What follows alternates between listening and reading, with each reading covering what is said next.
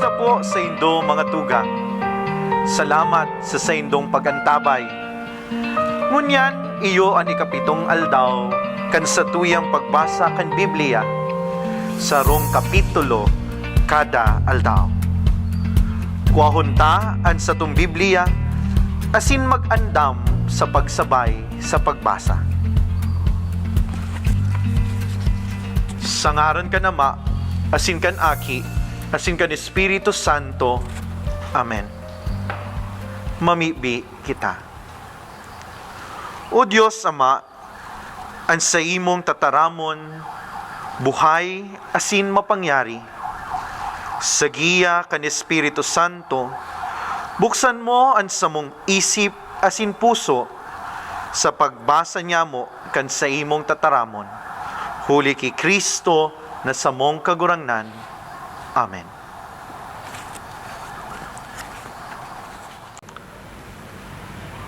Pagbasa gikan sa libro nin Henesis, Kapitulo 7. An baha. Tinaraman nin kagurangnan si Noe.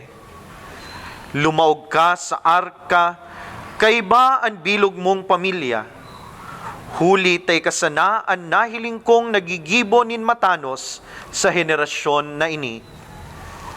Magdara ka nin 7 pades, sarong lalaki asin sarong babae, kanlambang klase nin malinig na hayop, alagad saro sa ng pades, kan maaating hayop.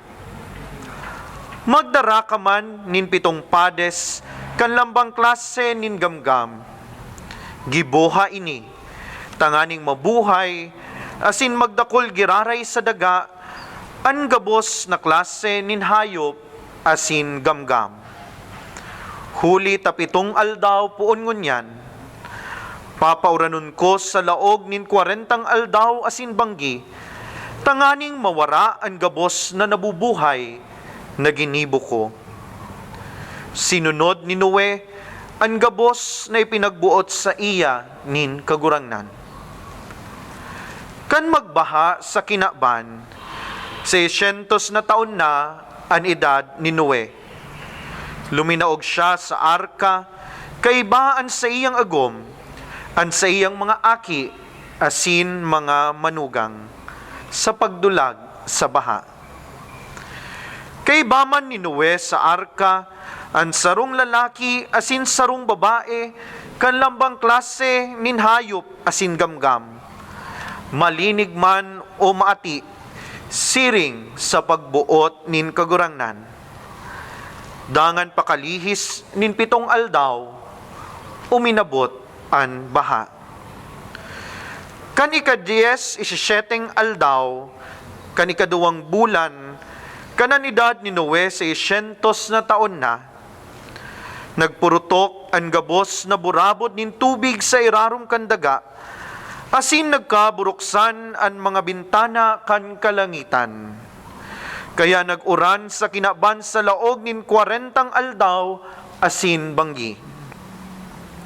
Kan aldaw na iyan, luminaog sa arka si Noe, asin ang sa iyang agom, kaiba ang sa iyang mga aki na si Sem, si Ham, asin si Japhet, sagkod ang sa indang mga agom.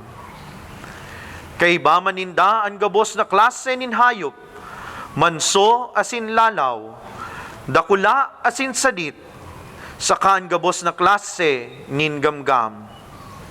Sarong lalaki asin sarong babae kanlambang klase nin linalang na may buhay, ang naglaog sa arka, kaiba ni Noe, siring sa ipinagbuot nin Diyos.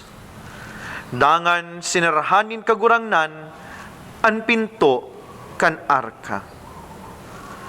Nagpadagos ang pagbaha sa laog nin 40 aldaw, dangan naghararom ang tubig sagkod na luminutaw an arka.